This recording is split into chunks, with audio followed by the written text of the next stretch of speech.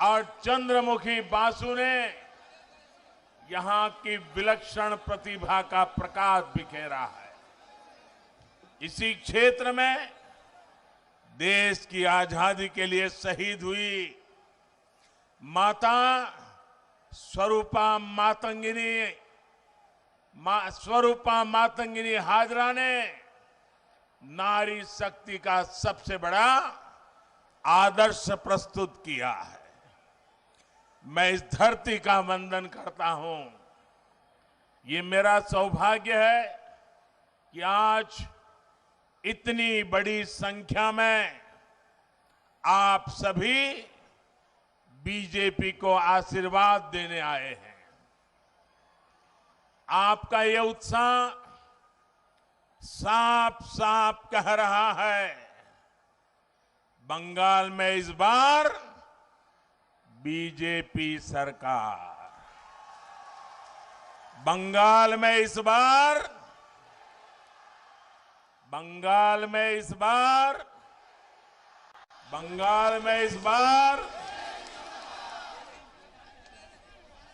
साथियों,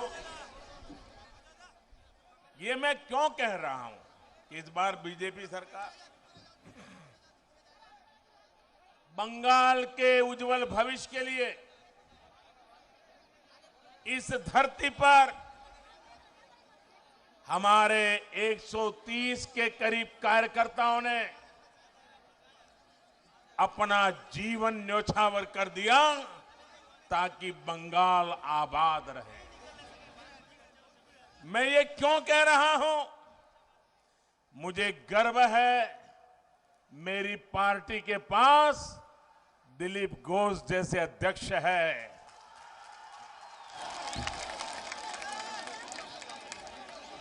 आज पार्टी को जिताने के लिए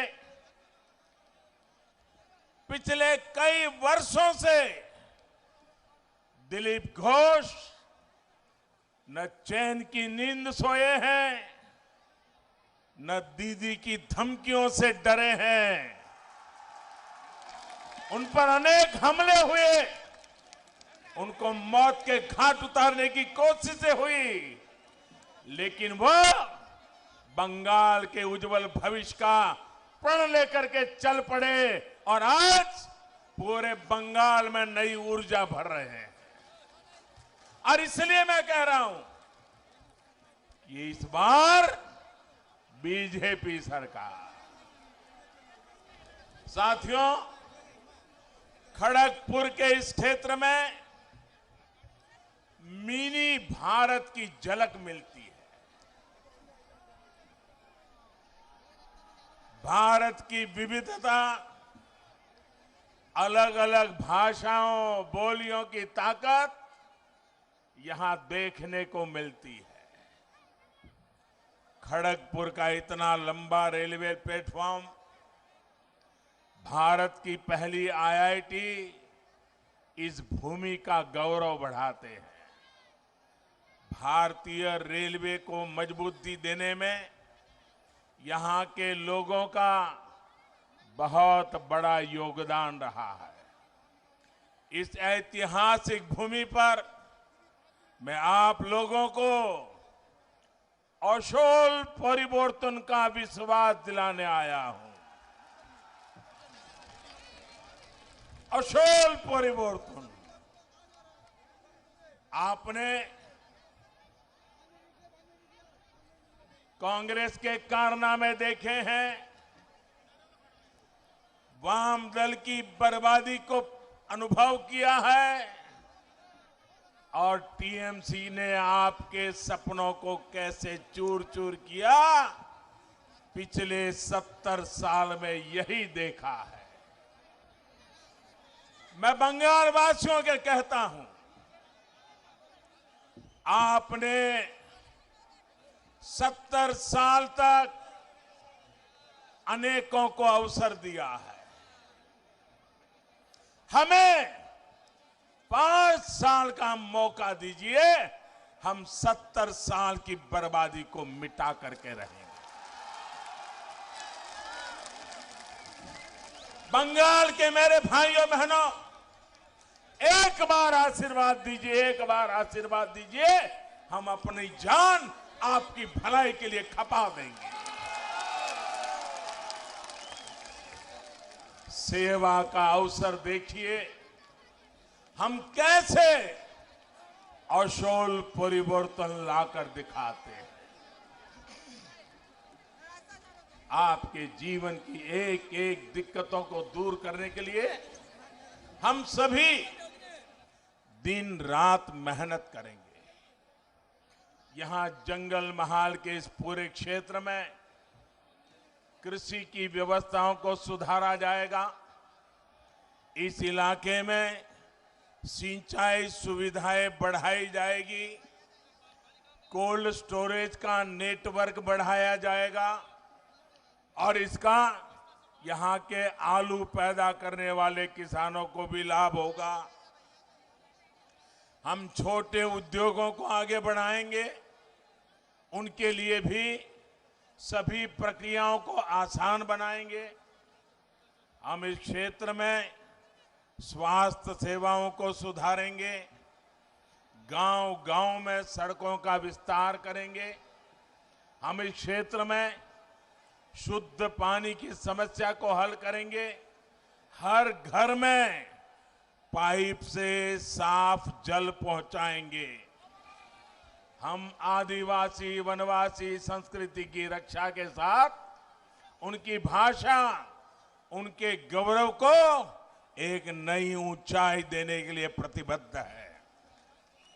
साथियों, मैंने ब्रिगेड मैदान में कहा था कि बंगाल का बीजेपी पर कर्ज है। बीजेपी जनसंघ से निकली पार्टी है।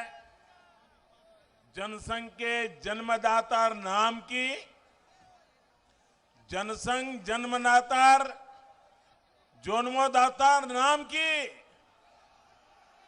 जनसंघ जन्मदाता नाम होच्छे श्यामा प्रसाद मुखर्जी। जनसंघ के जनक इसी बंगाल के सपूत थे। इसलिए अगर यहां सही अर्थ में कोई बंगाल की पार्टी है तो वो सिर्फ और सिर्फ बीजेपी है। बीजेपी के डीएनए में आशुतोष मुखर्जी और डॉक्टर श्यामा प्रसाद मुखर्जी का आचार, विचार, व्यवहार और संस्कार है। इन्हीं संस्कारों को लेकर हम बंगाल के हर क्षेत्र को विकास की नई ऊंचाई पर पहुंचाना चाहते हैं। हम सिर्फ बंगाल में कमल ही नहीं खिलाना चाहते, बल्कि बंगाल के लोगों का भविष्य उज्जवल बनाना चाहते हैं।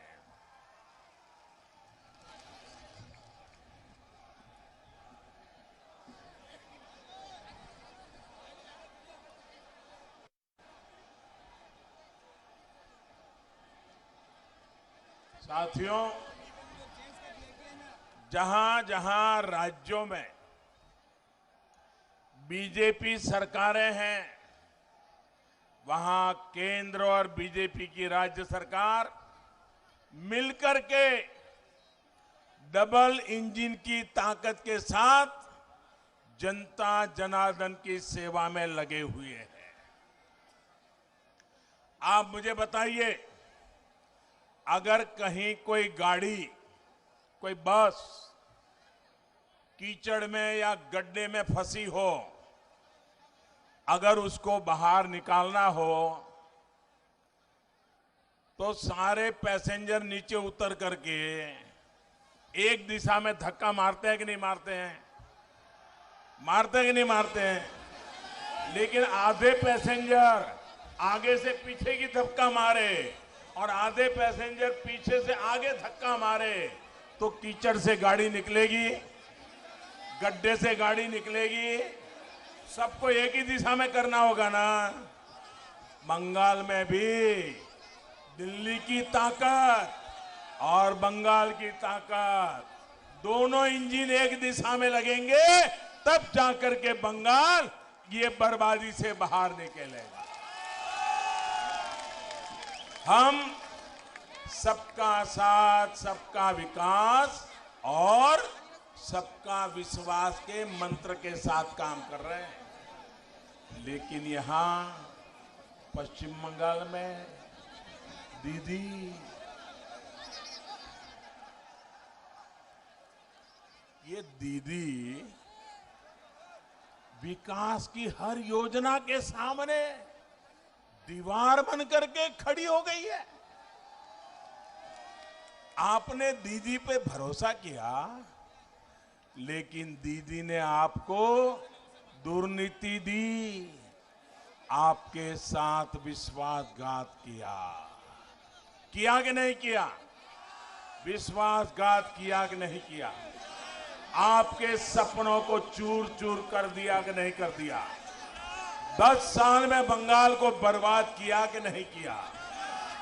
और अब देखो, आज दीदी 10 औंगीकौर की बात कर रही है। 10 औंगीकौर। अरे दीदी,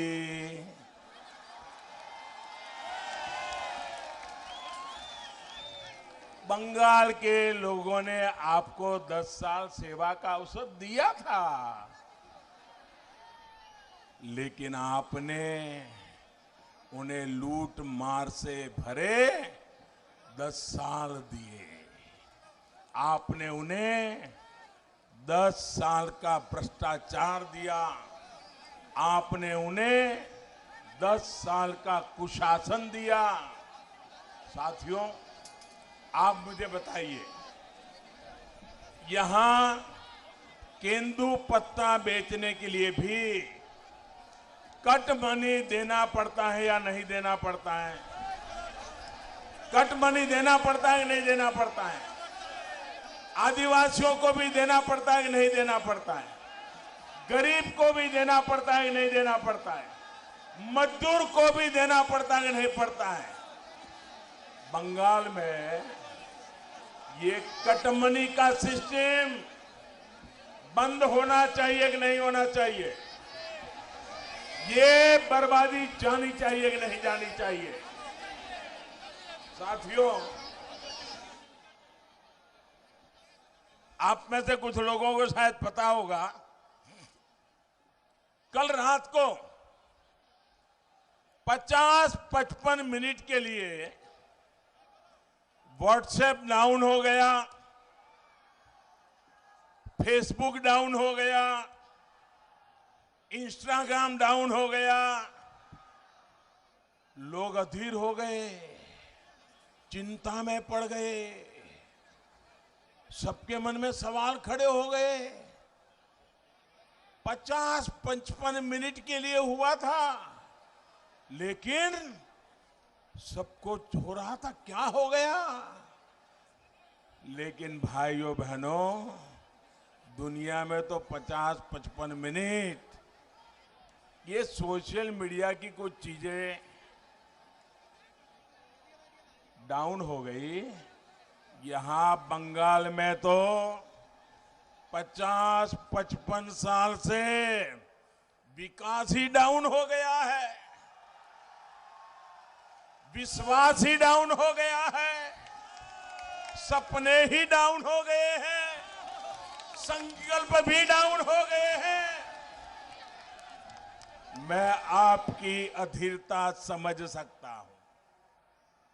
भाइयों और बहनों, पहले कांग्रेस, फिर लेफ्ट और अब टीएमसी ने बंगाल के विकास को अवरुद्ध करके रखा है। दीदी का भी ट्रैक रिकॉर्ड दलित, आदिवासी, पिछड़ों का हक छीनना, दलितों का हक छीन लेना, आदिवासियों का हक छीन लेना, पिछड़ों का हक छीन लेना, गरीबों का हक छीन लेना।